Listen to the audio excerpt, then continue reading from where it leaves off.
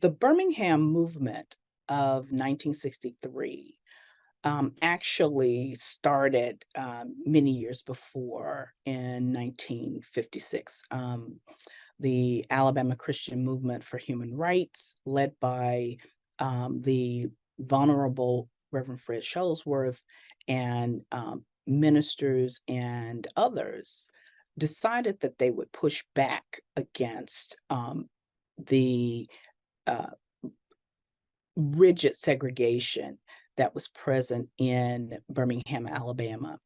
And he engaged, and they engaged in a campaign to get African American men, women, and children on board to to basically protest the racial segregation and racial discrimination that um, all African Americans experienced in Birmingham.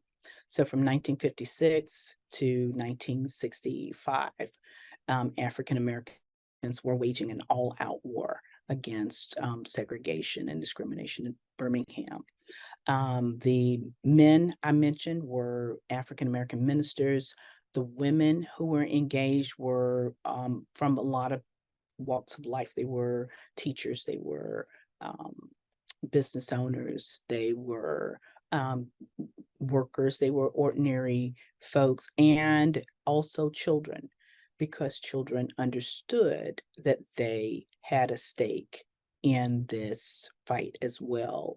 And they came to understand that the walls of segregation would have an impact on their lives as well. And so Birmingham leaders, civil rights leaders, engaged African American men, women, and children through not only the Alabama Christian Movement for Human Rights, but also the Southern Christian Leadership Conference and the Student Nonviolent Coordinating Committee. And these folks, through sit-ins, through kneel-ins, through sit downs in libraries, through actually getting out on the streets and marching.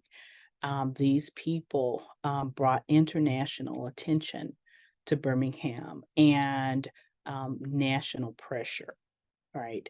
And international pressure on Birmingham to change the way that it treated its African American citizens.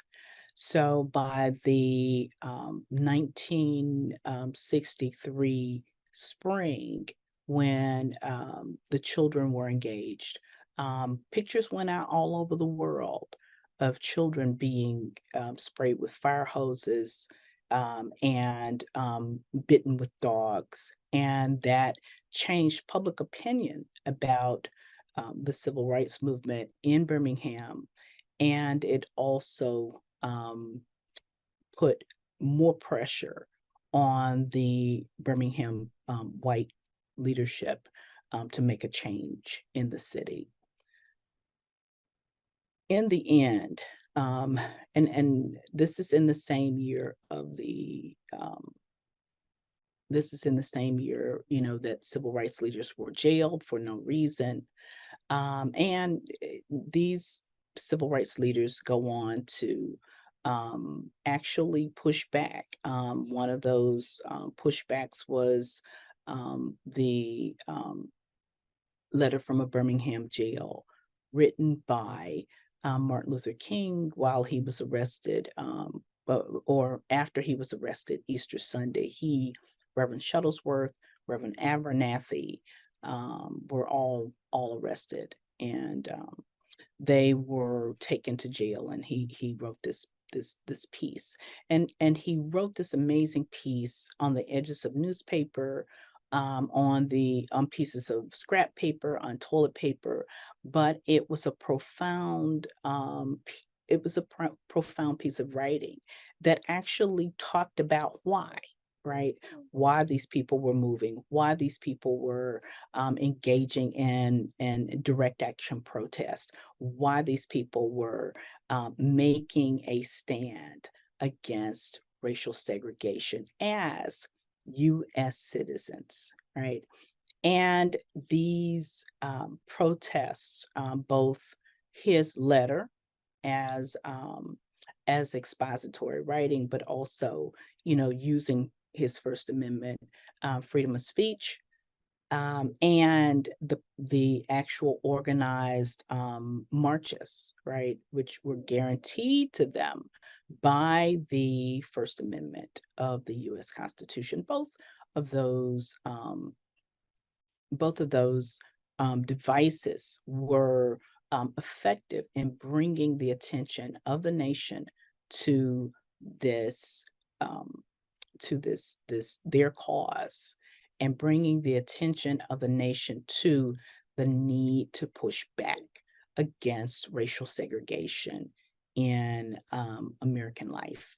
And it is incredibly important for us to understand the